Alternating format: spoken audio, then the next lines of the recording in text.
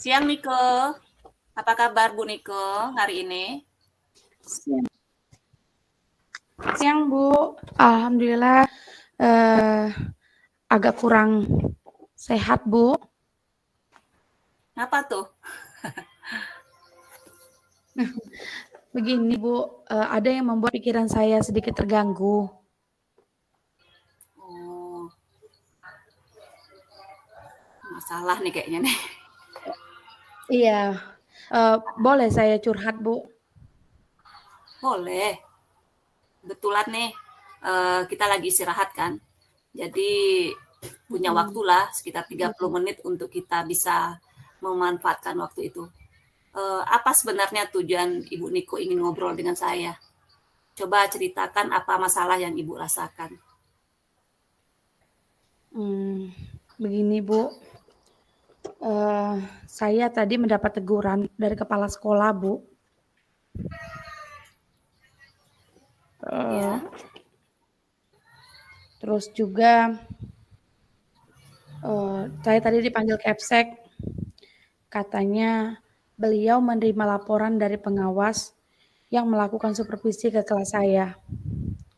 Katanya pengawas tersebut merasa keberatan karena saat beliau melakukan supervisi, saya mengajar tanpa buku teks, Bu. memangnya sumber belajar apa yang Ibu gunakan?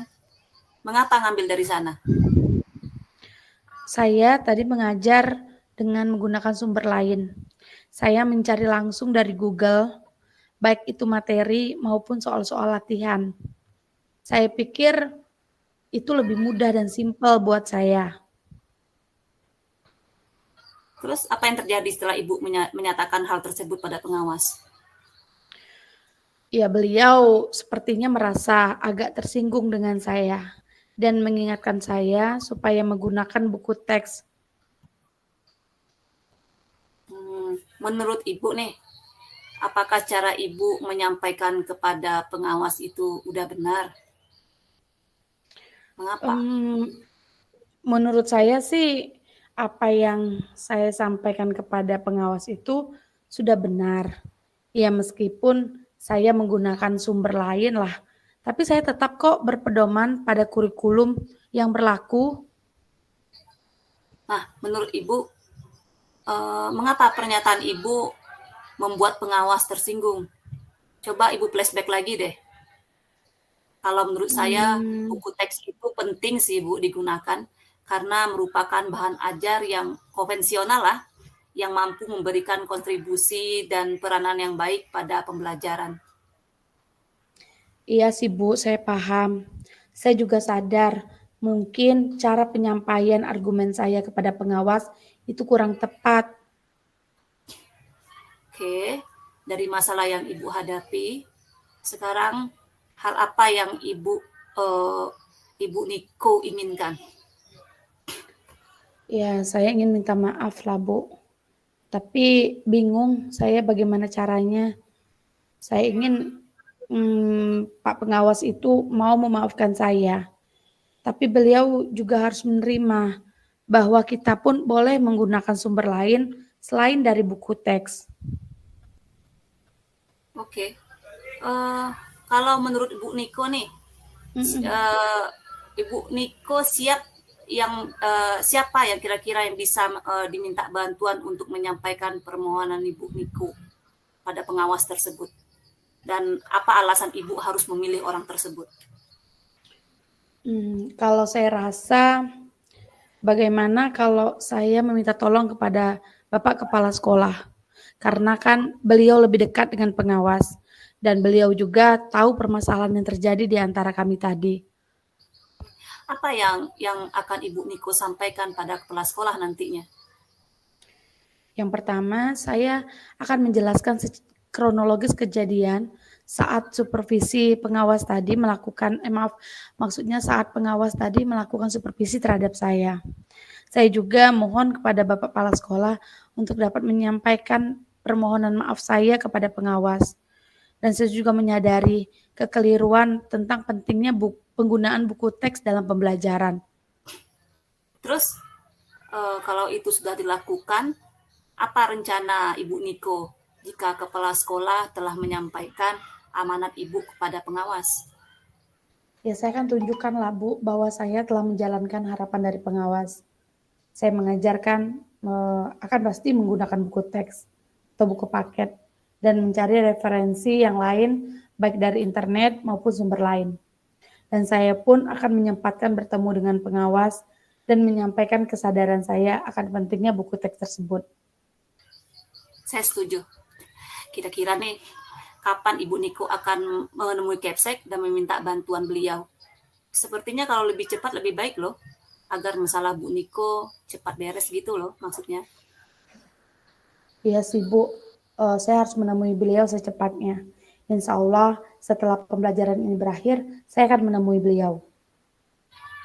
Oke, semoga sukses. Kabari saya ya, jika sudah menghadapi kepala sekolah nanti. Iya, terima kasih ya Bu, Ibu sudah memberikan waktu Ibu, meluangkan waktu Ibu untuk mendengarkan curhatan saya hari ini. Oke, sama-sama dari tim pembelajaran kita. Mudah-mudahan apa yang Ibu hadapi sekarang dapat terselesaikan dengan baik. Oke. Amin.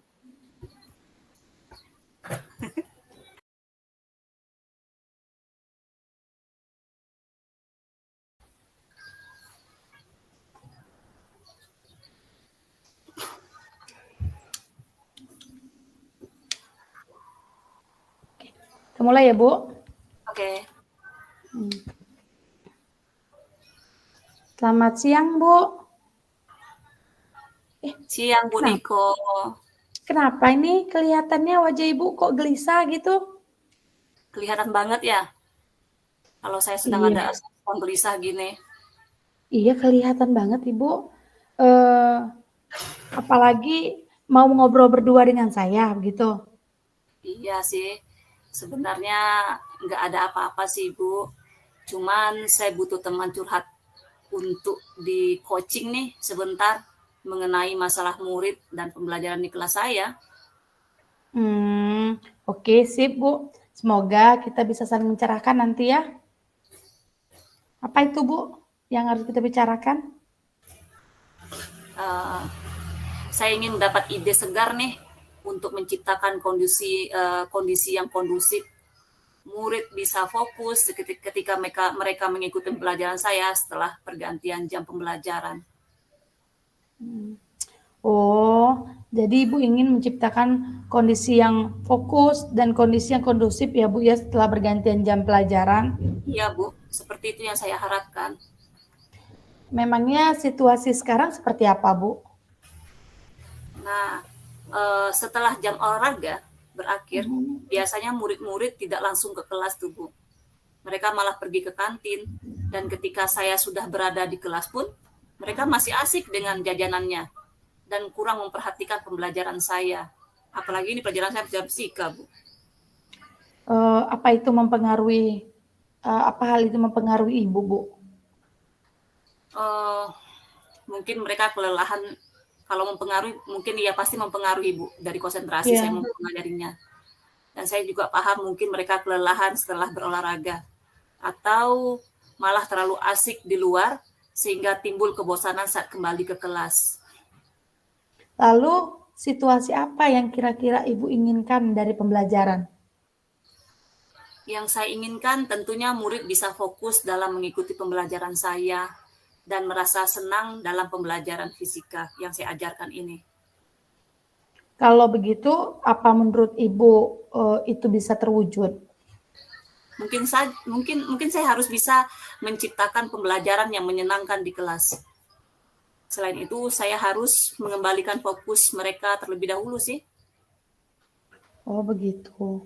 Kalau begitu, kira-kira dari skala 1 sampai 10, di mana posisi Ibu sekarang dalam pencapaian tujuan yang Ibu inginkan? Menurut saya ini ya Bu ya, posisi saya dalam mencapai tujuan yang saya inginkan mungkin di angka 6 lah Bu. Menurut Ibu, apa kekuatan dalam mencapai tujuan tersebut? Saat ini sih sedikitnya saya sudah memiliki pengetahuan tentang pembelajaran sosial emosional sih Bu. Mungkin hal tersebut akan membantu saya Bu. Terus, apakah ada hambatan atau gangguan yang dapat menghalangi Ibu dalam meraih tujuan tersebut? Mungkin saya perlu sedikit waktu deh untuk mengintegrasikan pembelajaran sosial emosional dalam RPP saya nanti, Bu. Mungkin seperti itu sih kayaknya rencana saya. Oh, gitu ya, Bu ya. Terus menurut Ibu, apa kira-kira solusi terbaik untuk meminimalisir hambatan tersebut, Bu, untuk sekarang? Saya akan secepatnya membuat RPP tersebut, Bu. Dan memilih cara yang tepat dalam pembelajaran nantinya. Oh, begitu ya, Bu ya. Lantas, sekarang rencana Ibu apa gitu? Saya akan menerapkan pembelajaran sosial emosional di kelas saya, terutama praktik kesadaran penuh lah, yang sering kita pelajari di pelatihan guru penggerak ini sendiri, yaitu mindfulness itu sendiri, untuk mengembalikan fokus murid setelah pembelajaran olahraga. Nah, bagus sekali, Bu. Terus apa strategi untuk hal itu? Di pelatihan ini sendiri saya mengetahui tentang sistem pembelajaran menggunakan kata-kata stop itu sendiri. Mungkin saya akan menerapkan teknik stop ini sendiri, yang artinya berhenti sejenak, ambil napas dalam, amati sensasi pada tubuh, selesai dan lanjutkan. Dan saya juga akan menggunakan musik instrumental sebagai pengiring dalam praktik teknik ini. Kemudian mungkin saya akan membuat kuis singkat deh untuk membuat murid lebih tertarik dan senang dengan pembelajaran fisika ini. Lantas, apa kriteria keberhasilan rencana Ibu tersebut? Untuk kriteria keberhasilan tentu saja murid menjadi lebih fokus belajar dan senang dalam mengikuti pembelajaran saya. Harapan saya seperti itu sih. Iya. Lantas, jadi apa yang Ibu lakukan setelah sesi ini atau alternatif tadi? Mungkin saya akan segera mempersiapkan rencana pembelajaran supaya segera dapat saya terapkan di kelas saya nantinya, Bu. Oke, sekarang target Ibu untuk melaksanakan rencana aksi tersebut kapan, Ibu? Saya targetkan, Ibu, dalam 1 minggu ini, insya Allah. Oh, oke. Sekarang biar kita tahu nih dalam waktu 1 minggu itu sudah ada progres gimana nih, Bu? Janjian lagi ya, Bu ya. Minggu depan saya akan ceritakan update-nya deh sama Ibu. Setuju, Bu. Nah, kalau sekarang menurut Ibu, siapakah yang perlu dimintai dukungan untuk menjaga komitmen Ibu tersebut? Saya akan mencoba berkolaborasi dengan rekan sejawat saya dalam merencanakan pembelajaran tersebut, Bu. Wah, luar biasa sekali, Bu. Jadi komitmen Ibu adalah berkolaborasi dengan rekan sejawat ya? Iya, betul, Bu. Lalu pertanyaan terakhir saya, Bu, apa yang dapat Ibu simpulkan dari sesi ini? Setelah saya ngobrol dengan Bu Niko nih, alhamdulillah kali saya ada pencerahan dan mendapatkan ide untuk mengembalikan fokus anak setelah mereka selesai berolahraga, yaitu dengan menerapkan teknik stop dengan iringan musik instrumental. Kemudian sebelum masuk ke materi pembelajaran, saya akan memulai dengan memberikan kuis singkat agar murid lebih tertarik dan senang belajar. Begitu ya, keren sekali Ibu ya. Semoga rencana aksinya bisa berjalan dengan baik ya Bu. Dan semoga bermanfaat hasil diskusi kita hari ini. Iya Bu, terima kasih ya Bu ya. Sekali lagi sudah menemani saya hari ini. Sama-sama Bu, saya tunggu ceritanya dan curhatannya minggu depan ya. Oke Bu, doain ya Bu ya, biar sukses nih Bu. Amin. Oke, sekarang Niko mau refleksi dulu ya. Ya.